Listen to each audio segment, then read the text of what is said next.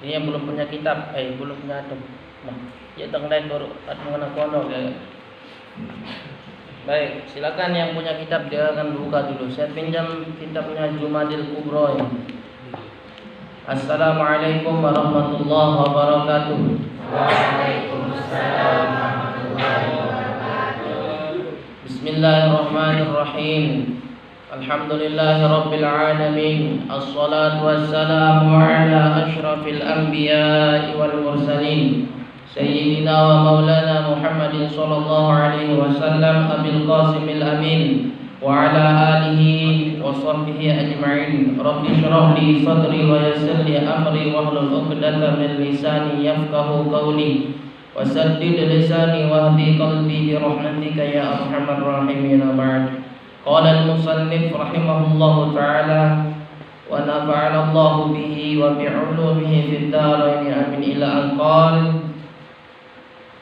Sekarang kita akan mulai yang namanya mengkaji, membahas dan mengaji perkara kitab Matnul Ghayatu wat Taqrib atau biasa disingkat dengan matan Taqrib. Liqadi yang dikarang Abu Suja Ahmad Ibn Husain Al-Asfahani. Ya. Baik, alhamdulillahirabbil alamin. Kitab ini diawali oleh seorang pengarang yakni Al-Imam Abu Suja dengan memuji kepada Allah Subhanahu wa taala Tuhan seluruh alam. Wassallallahu ala sayyidina Muhammad, dan kemudian pengarang kitab ini juga mengucapkan salawat kepada baginda Nabi besar Muhammad sallallahu alaihi wasallam. An-Nabiyil Ummi wa alihi tahirin, yakni seorang nabi yang ummi, tidak pandai baca tulis tapi memahami, bahkan orang di dunia ini tidak akan faham kalau bukan berkat daripada beliau. Wa alihi, dan seluruh keluarganya at-tahirin, yang suci. Ya, jadi ada orang Wahabi mengatakan bahwasanya ibunda dan bapaknya Nabi Muhammad masuk neraka. Itu salah besar. Kenapa? Karena pada zaman itu namanya kekosongan para nabi. Ahlul fitrah namanya. Itu keluarga yang suci. Ahlul fitrah. Kenapa dinamakan ahlul fitrah? Karena di sana itu tidak ada nabi yang diutus pada masa itu sebelum Nabi Muhammad SAW lahir. Nah, sehingga dinamakan at-tahirin begitu, dan seluruh keluarga beliau. Wa sahabatihi ajma'in, dan seluruh sahabatnya, ya. Yakni sahabatnya Nabi Muhammad sallallahu alaihi wasallam. Sahabat yakni orang yang bertemu dengan Nabi. Sedangkan tabi'in yang bertemu dengan sahabat. Tabi'in yakni orang yang bertemu dengan tabi'in.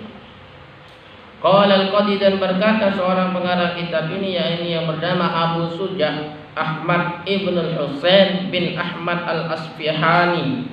Kalau dalam bahasa Indonesianya Al-Asfahani. Baik, rahimahullah, semoga Allah merahmatinya. Sa'alani, aku diminta ba'dul asdiqai, dari sebagian temanku, hafizahumullah, semoga mereka semua dalam lindungan Allah Ta'ala, Allah yang Maha Satu. An a'mala, untuk mengerjakan mukhtasaran, meringkas fil fiqhi, pada fikih ala madhabil al-imam Syafi'i, atas daripada mazhab Imam Syafi'i. Jadi beliau ini diminta oleh sebagian temannya untuk meringkas daripada mazhab Imam Syafi'i. Kenapa disuruh meringkas? Rahimahullahu ta'ala alaihi waridwanuh, semoga Allah merahmatinya. Ya, Imam Syafi'i alaihi waridwanuh, dan kepadanya semoga Allah meridainya. Fi ghayatil ikhtisar, apa tujuan teman-teman itu menyuruh beliau, yakni Abu Suja, untuk meringkas daripada mazhab Imam Syafi'i. Wa nihayatul ijaz, yakni tujuannya adalah membolehkan liyaqrabu dan mendekatkan alal muta'allim kepada muta'allim, ya, sebagai seorang pembelajar, darsu mempelajarinya, wa yashula dan mempermudah alal mubtadi bagi seorang pemula. Jadi beliau disuruh meringkas kitab, ya, tujuannya beliau itu adalah supaya muallim ini lebih dekat kepada yang namanya ilmu fikih, ya, dan mempermudah bagi orang yang mau mempelajari ilmu agama bagi yang pemula. Misalkan ada baru mengenal agama terus mau mempelajari fikih, maka diminta mempelajari fikih itu yakni karangan Imam Abu Suja, yakni kitab Matan Takrib. Berikutnya hifzuhu, semoga menjaganya, hifzuhu dan menghafalnya. Ya, setelah dipelajari diminta untuk menghafalnya. Wa an uksira, dan aku diminta untuk memperbanyak fihi minat taqsimat, yang termasuk di dalam kitab ini. Jadi saya jelaskan supaya lebih mudah, ya, tidak perbait perkata. Wa hasril khisal, dan membatasi daripada itu semua. Fa ajabtuhu, maka aku menjawabnya, ila dzalika taliban lisawm, untuk bagi seorang penuntut ilmu, raghiban ila Allah Ta'ala fi taufiq lis-shawab, dan pengarang kitab ini juga memohon pada Allah akan namanya taufik.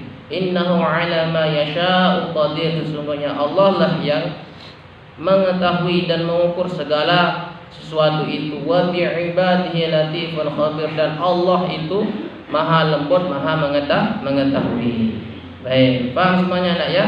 Jadi kesimpulannya, beliau ini diminta oleh sebagian temannya untuk membuat, mengarang, meringkas kitab fikih. Agar apa? Orang yang mempelajari nanti akan merasa mudah, orang yang menghafalnya juga akan merasa mudah. Supaya apa? Supaya orang yang mempelajari itu bisa mengenal agama, bisa memahami agama dengan mudah. Karena sejatinya orang yang paham hukum fikih itu akan dimudahkan oleh Allah. Jangan kita mempelajari hukum fikih malah semakin susah. Ini orang belajar hukum fikih, dunia terasa seperti neraka. Etoh lain dingkanggu, yang lain dingkanggu, semua dingkanggu, plot.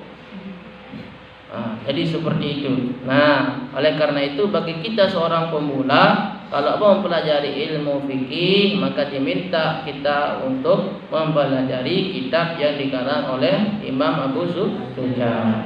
Paham semuanya, Naya? Baik, kita mulai sedikit saja. Kitab Taharati, kitab suci, atau bab tentang bersuci. Nah, kenapa seorang Al-Imam Abu Suja ini mendahului kitabnya dengan perkara bersuci? Karena sejatinya manusia itu suci sejak dilahirkan.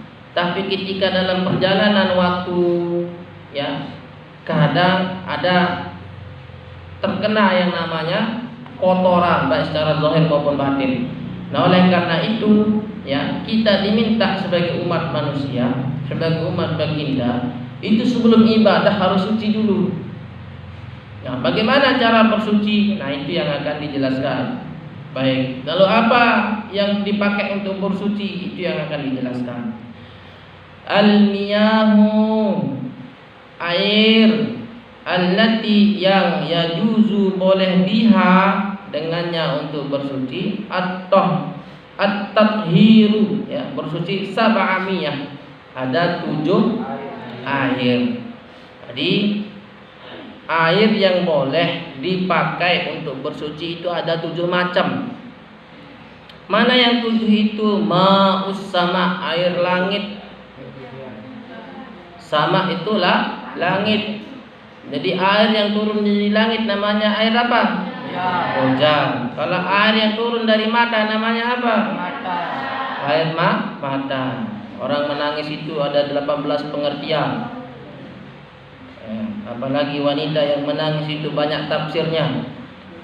Apakah dia menangis karena cinta, kesedihan, galau, merana dan lain hal sebagainya, kita tidak tahu para wahai kaum lelaki. Berikutnya wa ma'ul bahr, ini air laut. Air apa? Laut. Sudah pernah ke laut semuanya? Jadi air laut itu kalau dipakai bersuci boleh. Saya jelaskan dari air hujan. Air hujan turun dari langit itu bisa dipakai untuk bersuci. Ya, turun hujan. Kalau kita wudhu pakai air hujan silakan. Nanti tapinya apa namanya? Gentengnya itu tai manuk. Ya usahakan pilih yang bukan tai manuk. Masa Anda akan suci hujan yang begitu lamanya turun? Jadi kalau air yang sudah turun dari langit, hakul yakin air itu suci. Atau ditakak, diwadahi, silakan boleh. Berikutnya wa ma'ul bahr, yakni air laut.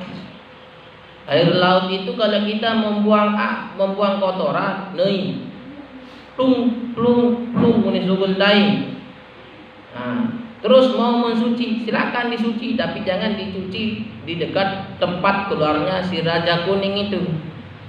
Ya.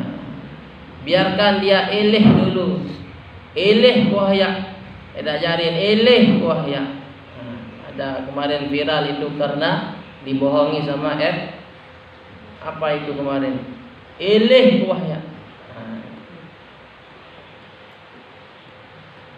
Wa ma'ul bahri, yakni air laut. Bisa sudah buang air laut, buang kotoran di sana, terus mau bersuci, silakan boleh bersuci langsung di sana. Tapi jangan pakai bersuci dekat air yang sudah terkena itu. Wa ma'un nahri, yakni air sungai. Bendungan Penggel termasuk sungai atau air laut? Sungai. Air sungai. Boleh enggak dipakai untuk bersuci? Boleh. Wa ma'ul bi'ri, dan air sumur. Wah, jelas-jelas air sumur. Nanti bisa bertanya gimana cara mensucikan sumur, apakah dikuras dulu sumurnya atau diratakan kalau kemasukan najis. Bisa, itu nanti kita bahas. Wa ma'ul ain, dan air ain itu mata. Air mata air. Itu biasanya di mana? Gunung. Di pegunungan. Air mata air itu di pegunungan. Seperti air Narmada, air muda. Wa ma'ul salji, dan air salju. Salju sama air sama tidak? Sama. Beda. Kalau es itu namanya identik dengan dingin. Kalau salju ya salju wahara namanya. Tapi salju ini bisa dikatakan air es? Bisa. Kenapa? Karena dingin. Dingin yang memang menyebabkan beku. Ya. Yang terakhir wa ma'ul barad, yakni air dingin. Sudah jam berapa ini? Sudah jam berapa?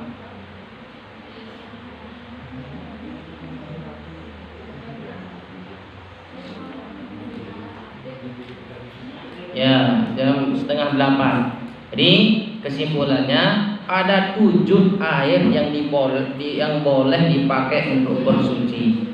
Yang pertama namanya air hujan. Yang kedua namanya air laut. Yang ketiga namanya air sungai. Yang keempat namanya air sumur. Yang kelima namanya air air. Yang keenam namanya air salju. Yang terakhir namanya air dingin. Kalau bahasa Arabnya coba disebut. Ada yang bisa dihafal, jangan dilihat. Ma'us sama, ma'ul bahar, ma'ul nahar, ma'ul bihri, ma'ul ain, ma'ul zad, ma'ul bahar. Wallahu a'lamu bishawab. Insyaallah nanti berikutnya kita bahas satu persatu karena ini adalah mukaddimah.